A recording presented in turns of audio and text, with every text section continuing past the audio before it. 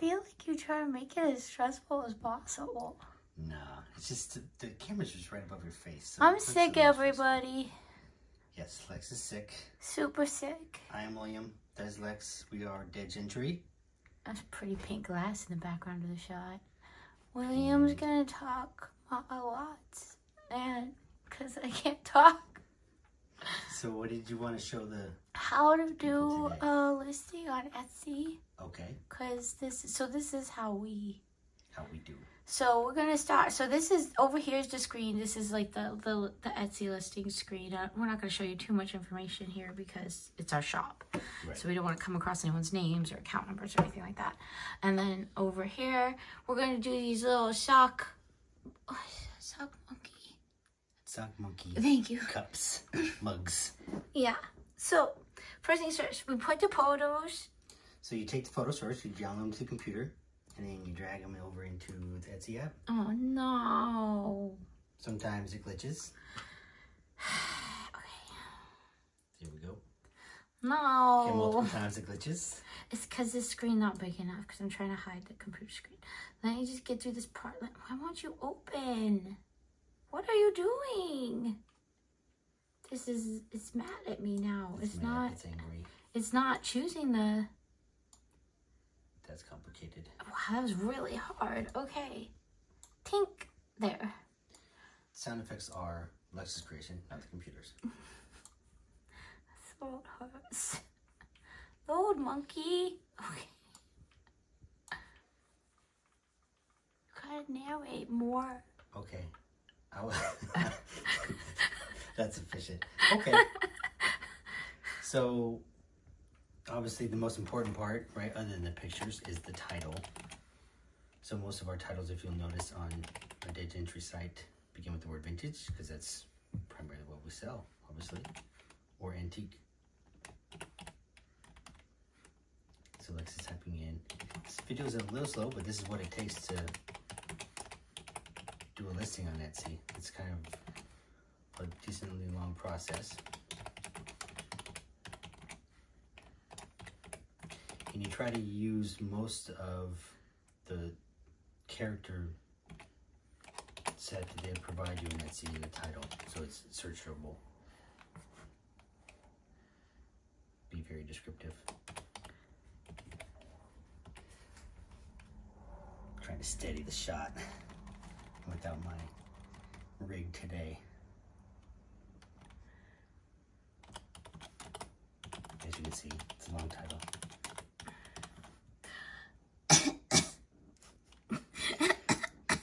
Don't mind, like she's still sick. Oh, great! You put coffee, tea here. Coffee and tea. More searchable.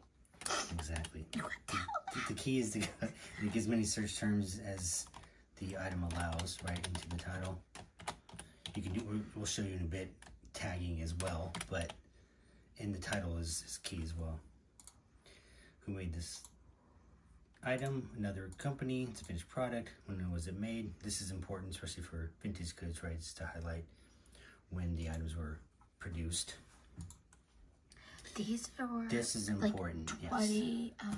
Gosh, what is it, like very early 2000s all the way to now. So like there's like 2 decades of this exact sock monkey. They've been selling it every Christmas for 20 years. I'm kind of blocking Lex's view here. It's all right. We're gonna put this in the coffee, even though it's cocoa. These are our categories within the shop. There we go. It's in the mug section. Hold on, I can get rid of this. I can do here. I'll do this. Here you go. Make it a little bit bigger so it can pan out a little. You choose your way of it. This is the material of the item. This one's pretty simple. It's just ceramic. Sometimes it's more complex, so you put more and more materials. Same thing with the colors, brown and gray, as per the mugs. Dishwasher safe, yes. It's got a handle, yes. We are upcycles. You can choose different options for, if it's like a holiday item, you could put it there. You could put this here, but they're kind of year-round. So now we're gonna come up here. Thank you, William. Give me tea. So then the description is important, right? 'Cause that's the item description that we have on the actual listing itself that you'll see in Etsy when you open up the item. I want this as its own word. That's why I'm leaving it bad. Gotcha. On purpose. You gotta tell them they can't hear me. So we're ignoring the prompt because we want teacups separated on purpose. Yeah, I want that word, Yes. cups, because mug and cup is both searchable. So even though it's grammatically not correct, I want that search term cup separate from tea. That makes sense. So size, I don't know. Here, hold on. This monkey mug. Gotta measure the monkey mug. Monkey mug. There it is, a monkey mug. I'm going to put like this. 4.25. So Right, the height and the width, pretty standard.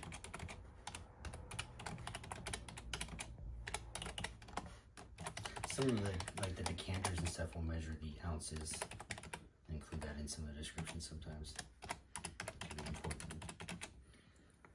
Say the condition. This is super important, right? Because we always like to identify the condition of the product, right? If there's any defects or if there's any chips or anything like that, we like to call it out specifically so people know what they're getting and what they're purchasing. It's very important to us. We try to be as clear as possible. See, look, see, that's the dirtiness. Got a little bit of dirty bottom. So you put it in there. So you put it, yeah, exactly. Make sure you call it out somewhere to the base, which is, for a coffee mug, about as benign as the damage gets. Circa early 2000s, up until current, basically. What else? I think are from China, but yeah. Yes, the country of origin, if we know, or if we've been able to ascertain, that's important. Then we put our little disclaimer here. Yes, we have a standard disclaimer that we'll just do later. We don't have to bother you with that. That we put in there describing the kind of some of the shop policies on the items. And then again, ceramic materials. Pricing is important. So these are worth, I'm trying so hard right now, $10 to $60 each. And you will see, like, if I show you Worth Point, okay, so here's Worth Point. Not everybody has this and can't show it for very long because you have to pay for an account. Yeah. And I don't want, like, Worth Point to flag us or whatever for, like, showing it for free. But see, sometimes see how it says here for $9, here for $6. This person undersold their item. Again, these ones new in the box, these can go as high as $16 usually, especially when they have the cocoa with them. So you see there's like a range of prices, but consistently these are $10 to $16 each. I'll show you. Look, here's one that sold for $19 out of box, right? And like if you keep going, you'll just see, look, $16. That's the normal range. And you have to be cognizant of if these include shipping or not. Sometimes they don't. $30 for two, so that's $15 each out of box. So that's the actual price. Even more here. See this? And that's eBay. That doesn't include shipping or anything. Right. So you can get that much, and you should. You shouldn't just don't go for the lowest. Don't assume that it's like the lowest price that someone has it out for. Right. So $10 to $16 each out of box. These are both out of box, but they're both in good condition. So it's going to be at least $30, and then we have to do shipping. So for 2 mugs, that shipping will probably be, well, it's the same amount. $16. Yeah. But so instead of charging $46, which would actually cover the shipping, we give a substantial discount on all of our hard goods by putting the shipping in for free and just trying to cover at least the packaging costs. Etsy more or less requires the free shipping, otherwise your items don't really get visible. Yeah, they don't require it, but yeah, they won't show you in the algorithm. They'll put this product because it's free shipping listing before 700 other similar products. So it is really important. I do not know. I'm gonna guess it's like £1.10. I'd have to go check, but that's not that important. These are actually pretty wide handles, so they're gonna need a bigger box. This is more to do if you use Etsy shipping, or they pay for shipping, the customer pays for shipping. Because we do, it's not as important there. Okay, so here you will put Sock Monkey. Yes. Yeah. You would put... Tags are just that, right? Searchable tags. So when you're searching for an item on Etsy or Google or whatnot, it'll hit these certain tags that you put on there so it's more visible to different customers. And sometimes people don't, you know, they're probably not necessarily going to look for sock monkey mugs, right? So you got to make sure there's all kinds of categories with which to show the people that this type of item is out there and it's for sale and it's awesome. So please buy it from Dead Gentry or your shop, whatever it is. This is not Paul Frank, but someone who likes Paul Frank would also like this sort of mug. So when you're doing these, you want to include stuff like that. It might not be perfectly on point, but it might draw attention to something they might like to add to their collection. Exactly. There's also like a suntan lotion brand with a little monkey. I forget that. Is it Sunbum? Sunbum. So you could do that if you wanted. And then also put like mug Curious George? Pair mug set. Yeah, we could Curious George. That's cute. The only issue with let's take this out and do Curious George instead. Yeah, is you only have what, 13 total?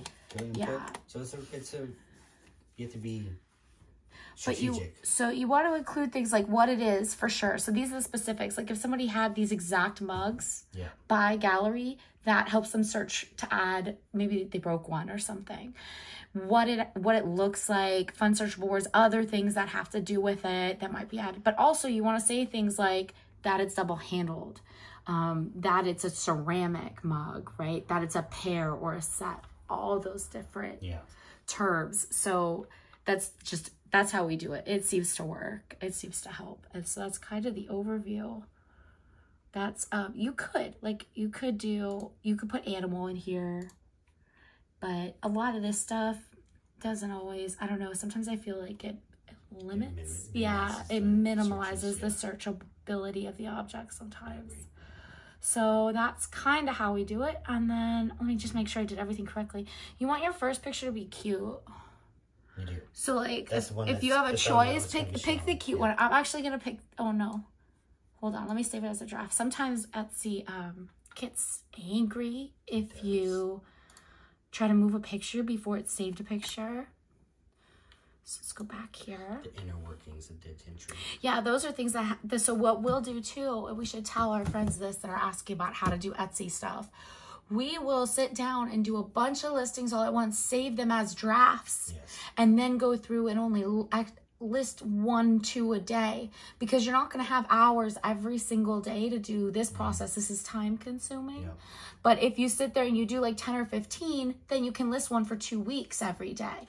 And it's really helpful. And we found that it helps the store. The algorithm too, because you always want to be doing something on there every single day, even if it's like an expired item and you're renewing it or something. You want to be doing something every day. It matters to the software that runs Etsy. The more engagement you have on your storefront, the better you are showing visibility in your algorithms, so customers can find you. So I put this one here because I think it's just a little cuter, because they're facing more forward. That's all. I dig it. And then we're going to hit publish. And then you're going to get to see is a little charge. This is kind of how we do what we do. We'll go over here and show you the store. And hit the F5. There's the monkeys. See? So that's kind of just a quick tutorial. There you go. Because I'm sick, so this is the most we're going to do. That's all we get. Bye, everybody. Cheers.